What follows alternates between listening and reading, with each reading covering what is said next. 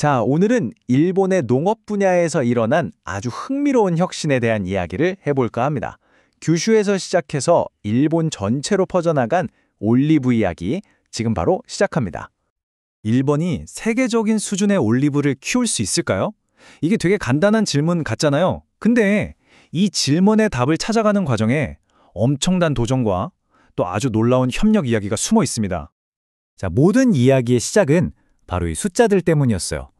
화면에 보이는 이 그래프가 문제의 핵심을 딱 보여주는데요. 기존 일본 올리브 나무랑 이탈리아 나무를 비교해보면 와, 차이가 꽤 크죠? 열매가 열리는 양도 그렇고 그 열매에서 기름을 짜내는 비율도 그렇고 이탈리아산에 비해서 생산성이 한참 떨어졌던 거예요. 그럼 이 생산성 문제를 어떻게 해결했을까요?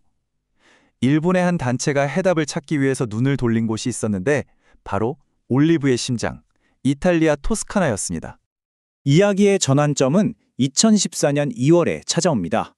규슈 올리브 보급협회, 줄여서 KOA라고 부를게요. 이 KOA가 아주 특별한 손님 한 분을 규슈로 모시게 됩니다.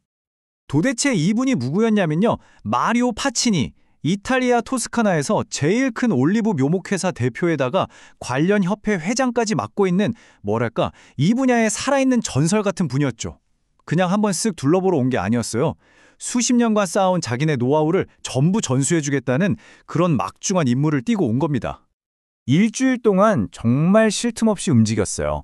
수백 명의 재배자들 앞에서 강연도 하고 직접 밭에 들어가서 가지는 이렇게 쳐야 합니다 하면서 시범도 보여주고 여기서 그치지 않고 지역 시장들까지 만나면서 이 올리브 산업에 대한 지지를 끌어내는 역할까지 했습니다.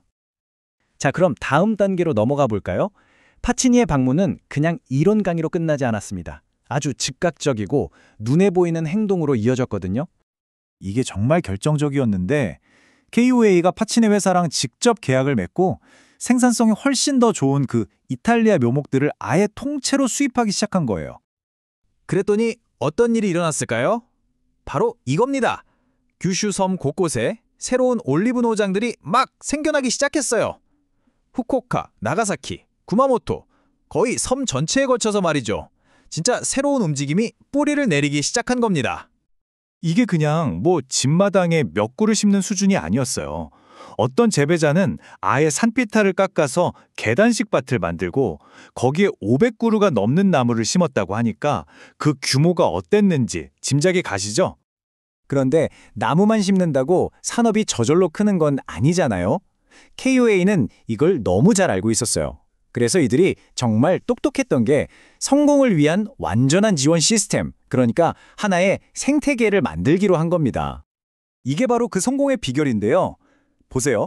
KOA는 그냥 묘목만 팔고 끝! 이게 아니었어요. 나무가 열매를 맺을 때까지 계속 교육해주고 지원해줬고요. 또 열매를 수확하면 KOA가 이걸 적정 가격에 다 사준다고 보장까지 해줬습니다. 심지어 기름 짜는 시설도 그냥 와서 쓰라고 빌려줬어요.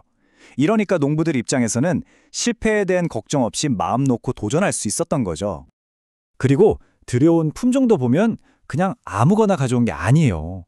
오일용으로 좋은 거, 식용으로 좋은 거, 또 어떤 건 폴리페놀이 많고 어떤 건 해풍에 강하고 이렇게 특성이 다 다른 12가지 품종을 들여왔습니다.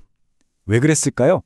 바로 다양한 제품을 만들어서 시장의 여러 가지 수요에 대응하기 위한 아주 전략적인 선택이었던 거죠. 그리고 드디어 이런 노력들이 하나둘씩 결과물로 나오기 시작합니다. 나가요 올리브 가든에서 나온 엑스트라 버진 올리브 오일이라든지 KOA에서 직접 만든 블렌드 오일, 또 우리가 흔히 아는 올리브 절임 같은 것들이요. 메이드 인 규슈 딱지가 붙은 제품들이 시장에 등장하기 시작한 겁니다.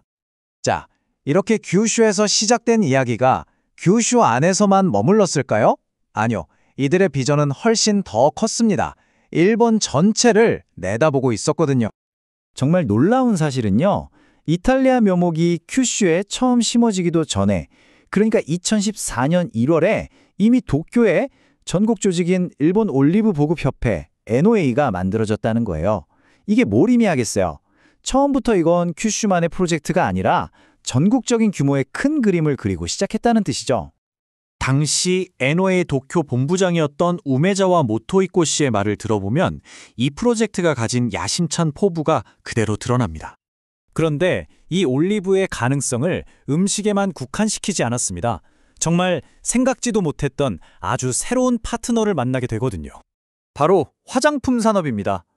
KOA가 재팬 코스메틱 센터랑 손을 잡은 건데요. 이게 정말 신의 한 수였어요. 보통 올리브 오일을 짜고 나면 찌꺼기가 남잖아요. 이걸 올리브박이라고 하는데 보통은 버려지거든요. 근데 이 버려지는 찌꺼기를 화장품의 새로운 원료로 공급하겠다는 거였죠. 폐기물을 귀중한 자원으로 바꾸는 정말 기발한 아이디어 아닙니까? 자, 오늘 이야기 어떠셨나요? 올리브 가지 하나로 시작된 이 작은 도전이 어떻게 하나의 지역을 바꾸고 심지어는 전혀 다른 산업과 만나 새로운 경제를 만들어내는지, 전략적인 협력 그리고 앞을 내다보는 비전이 만났을 때 얼마나 놀라운 일이 벌어질 수 있는지 이 이야기가 아주 잘 보여주는 것 같습니다.